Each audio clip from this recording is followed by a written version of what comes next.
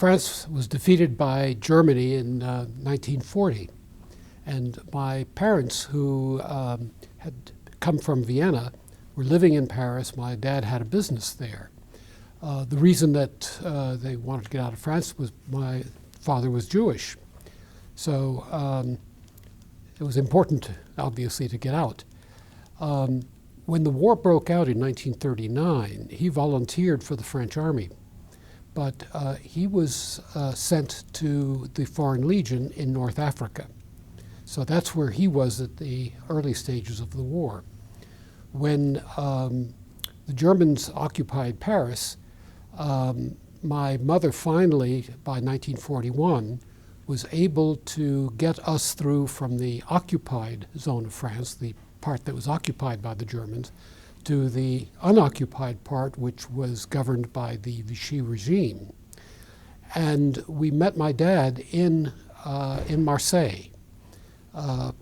During that time later, somewhat later, we also smuggled my baby brother, who was 6 months old at that time, through to unoccupied France. So we met in Marseille, and that was where we met Harry Bingham.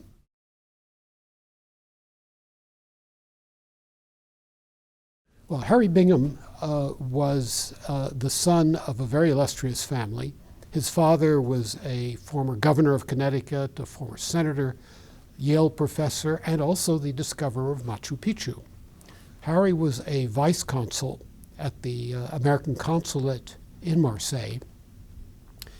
And when we were in Marseille, one day my father received a letter from the consulate inviting him in for an interview. And the interview was with Harry Bingham, who told him that he'd received instructions to issue just my dad a visitor's visa, not an immigrant visa, but a visitor's visa. Now, my dad had a cousin in America, and it was probably through her that that offer was made. So my dad went in to see Bingham, and when he was informed of the offer, he said he couldn't accept it because he wasn't going to abandon his family there in these circumstances. So according to my dad, as he told me the story, Bingham then said, well, what if I offered an immigrant visa, not a visitor's visa, but an immigrant visa for your complete family? And my dad, of course, accepted. So that's how he saved us, along with many other people, hundreds of other people that he was able to make similar offers to. No, he was not authorized to do so. He was violating his instructions, violating State Department policy at that time, and he suffered for it. He was reassigned from Marseille to Argentina, and eventually his career was destroyed by the fact that he made these decisions, these very courageous decisions. Yes. He worked with another American named Varian Fry, and they rescued people like Marc Chagall, Hannah Arendt, some very well-known artists and intellectuals who were fleeing Europe at that time. And Bingham also helped ordinary people like my family, but the two of them worked very closely together, and Bingham also provided cover for Varian Fry to conduct his activities in rescuing artists and intellectuals.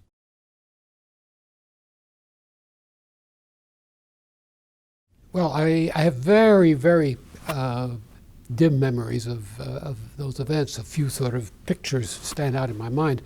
But once we got the visas, we went to Spain, which was neutral, and that was the route, the escape route for many people.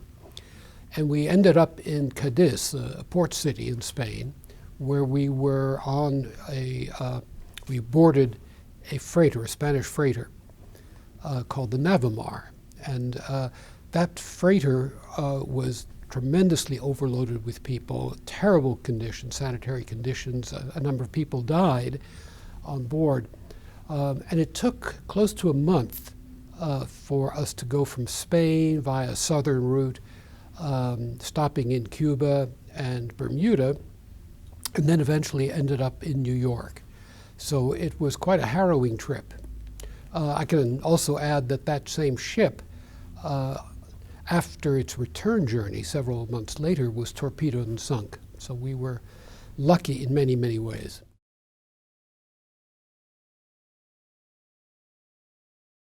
Well, I was a Foreign Service officer, but I had not heard about Harry Bingham's story. In fact, his family didn't even know that story until after he died, as they were going through his papers. So no, I was interested in international affairs, probably inspired by my own family background, but I didn't know about Harry Bingham.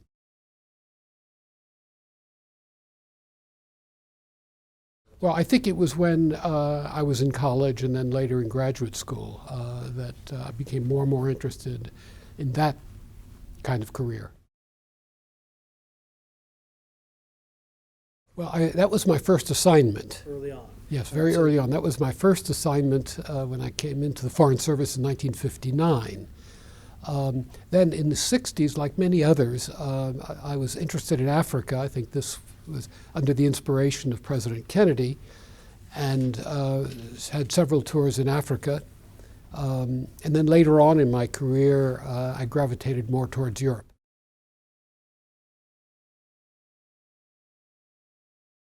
Well, I think that there's been an increasing emphasis and importance attached to economic affairs as time has gone on. And certainly in today's world, with things being so interconnected, that economic affairs play a very important role and heavily impact, of course, what happens politically.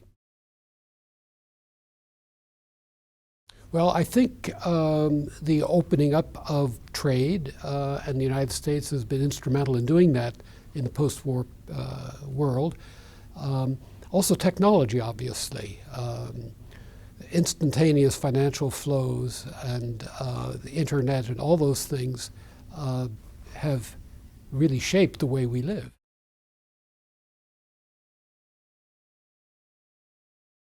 Well, Europe in 1945 was devastated.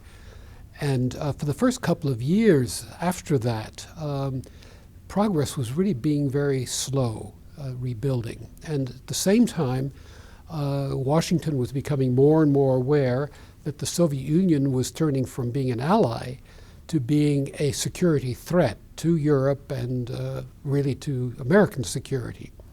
So by the time of 1947-48, that awareness was increasing, and Washington decided that something had to be done about it. And the first major step in that was the Marshall Plan, which was announced by Secretary of State Marshall, to try to provide the capital to Europe to get it on its feet. And that proved to be very, very successful. That was followed by the creation of NATO, again done because of the awareness of the Soviet Union as a potential threat. Well, I think that it was really in a support role to the decision makers, first Marshall and then later on Dean Acheson. But they provided really a lot of the staff work and thought and expertise to be able to create both the Marshall Plan as well as NATO. Well, it was primarily, in the case of Europe, it was primarily financial assistance, because Europe, after all, was a very sophisticated, highly developed economy and didn't need the kind of technical assistance that, let's say, some developing countries today need. But it needed the capital that, at that point, only the United States could provide. Well, it helped to create a prosperous and democratic Europe that was able to stand on its own feet economically. Europe remained dependent to a considerable extent on the United States for security help, and especially with the stationing of American troops as a guarantee of American support. That was extremely important.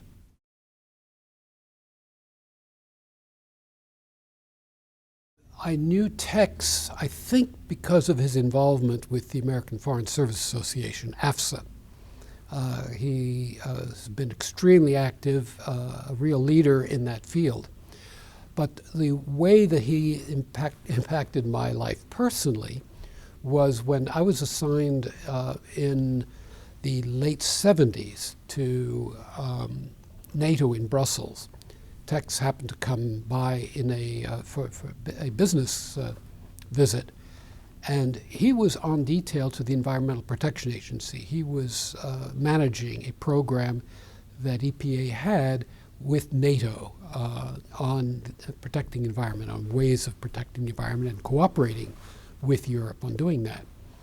And he knew that I spoke Russian, and he asked me if I'd be interested in also being detailed to EPA, because there was a program there of environmental cooperation with the Soviet Union.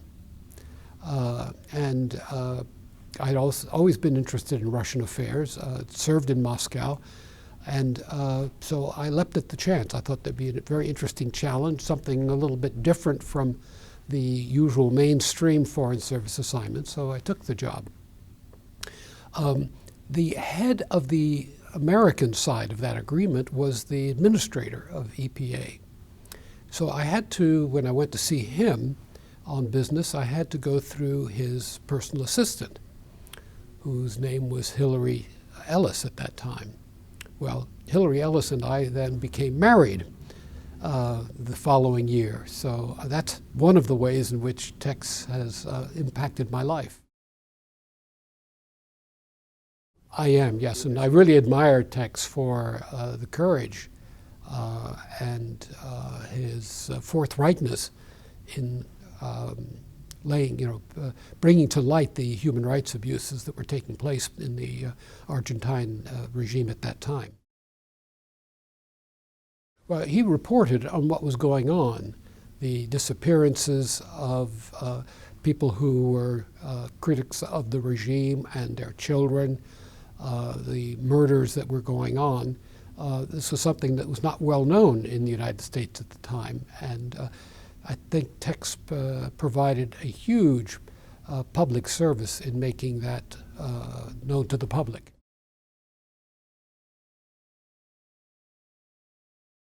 Well, aside from meeting my wife, of course. I think that my time in Moscow was perhaps the most interesting, intellectually and culturally. I have a great admiration and love for the Russian language and culture, obviously not so much for the current regime's policies. But I think that Moscow was kind of a high point. I would say also another interesting time, very interesting time, was an assignment I had in Rwanda. Now, this was years before the genocide there, but the outlines of the possibility, at least, of that kind of genocide were becoming apparent at that time already. And I did some reporting on that at the time. That obviously is not a happy memory, because there were some terrible things that went on at the time. But at least as a challenge, I value that time.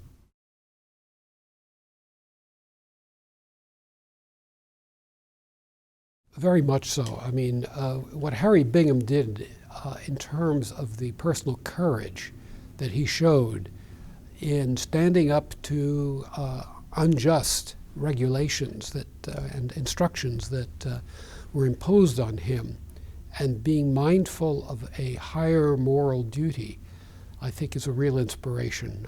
I wish I had known that story earlier, but nobody else did at the time.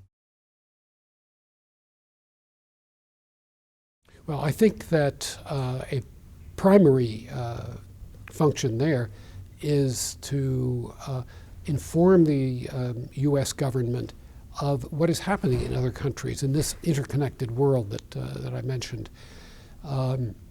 to that kind of reporting with on-the-spot information, the development of contacts in foreign countries, I think is invaluable. I mean, we have many sources of information nowadays, of course, through the internet and other sources, but the kind of ongoing personal relationships that I think diplomats can cultivate, and the candor that other people can speak to them about, I think provide really unique insights into what is really going on in those countries.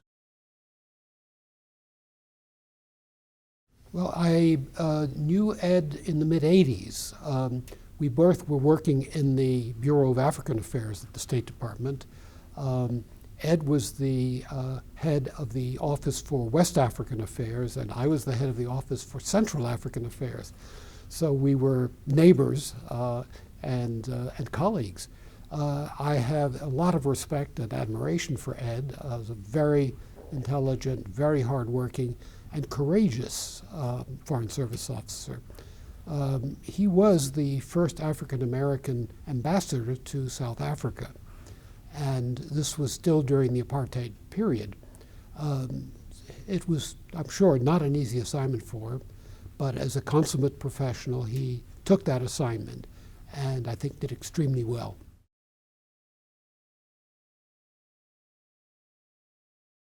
Well, I think that he was somebody who was very competent professionally, had a very good insight into the political dynamics that were going on right now.